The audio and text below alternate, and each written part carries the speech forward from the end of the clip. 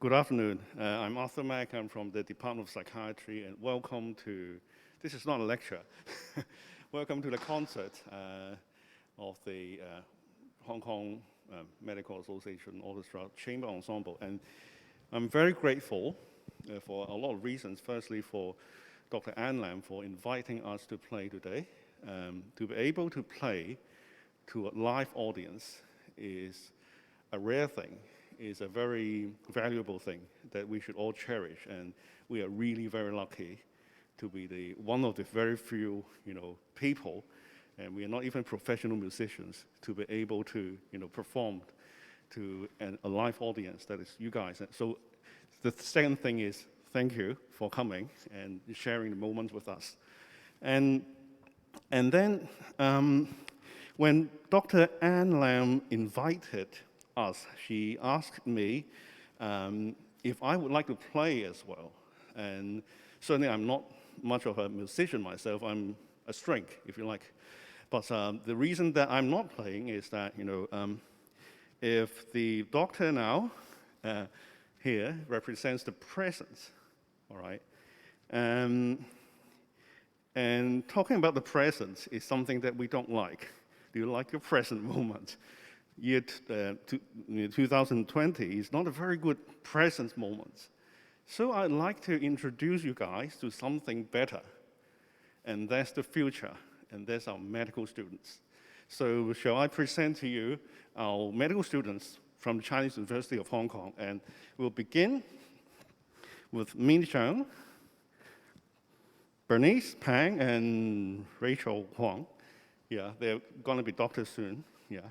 And they are gonna play for you the first piano trio of your turning pages, yeah. The first piano trio of Felix Mendelssohn, and the last movement, right? Okay.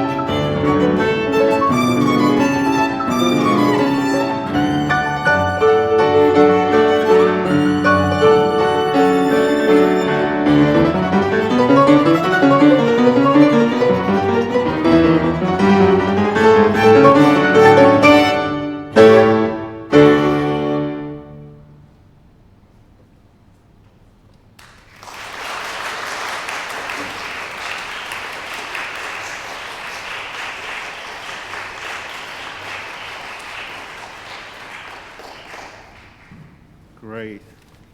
Thanks very much for the excellent performance. Yeah, whoops, I forgot.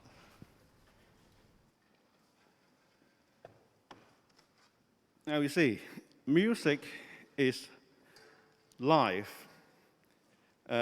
Medicine is about life, but there is something that medicine cannot do. That is to give you the kind of life that music would have to give you or have been giving you. And that's probably one reason why I founded this ensemble 4 years ago. I saw very talented future doctors who are also very talented musicians as well. And so they are all working very hard in the fields of practice, in their studies. But if I do not let them practice and perform music, it's like having a part of them, dead, not living. And I find this extremely inhumane.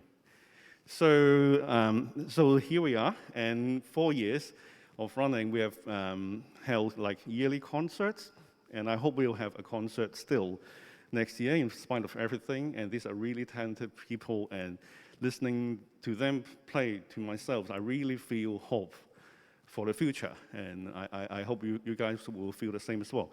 And we even have a recording properly made and properly played of Brahms's second piano quartet, and I was just reminded by my friend that this is probably the only recording made by anyone from Hong Kong of this particular piece, and we feel very proud. And this is for a mental health charity, and if you are interested to purchase this little CD, please pop me an email or inbox our Facebook page. So a little bit of commercial time there.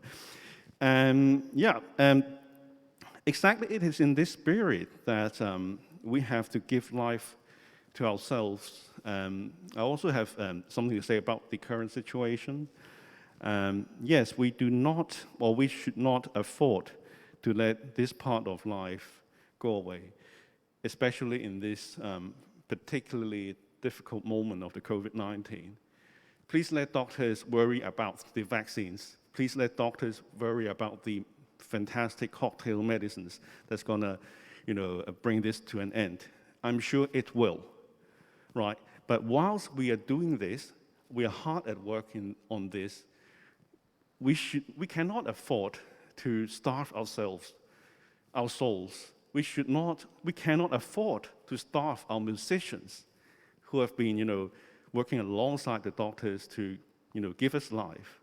So do not let music stop, and do whatever you can, all that you can, to keep music alive. So yeah, a shout out to all the great musicians here and everywhere in the world. And so, okay, I have to introduce the next program. Sorry, I forgot. I like lecturing. That's why I didn't become a musician. Yeah, right. I don't exactly know why the young people chose this program actually, but when they told me they're going to play these two pieces, I said, okay, it's very sensible. Why? You see, there's a very close connection between the two. Robert Schumann was a great friend of Felix Mendelssohn, a very close friend, huge admirers of each other. And the piano trio was composed in year 1839 and published in the next year. And the first draft, or one of the first drafts that Mendelssohn wrote was sent to his friend Ferdinand Hiller, who looked at it and said, the piano part wasn't that good. Why don't you make it more like Schumann's? And Felix Mendelssohn said, oh, great, I love him. So he made it more Schumannesque.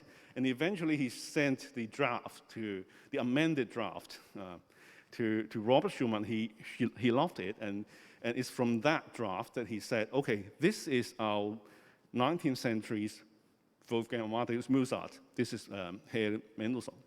So that's it. But then it was just 2 years later when Robert Schumann wrote this piano quintet, initially for his wife and another string quartet to play, and it was in year 1842, known as the chamber music year, or the psychiatrists like to say it's a long manic phase in illness, or well, anyway, it's a very good one. So he wrote that initially for his wife to play, but Clara Schumann fell ill at the premiere, so she couldn't play it.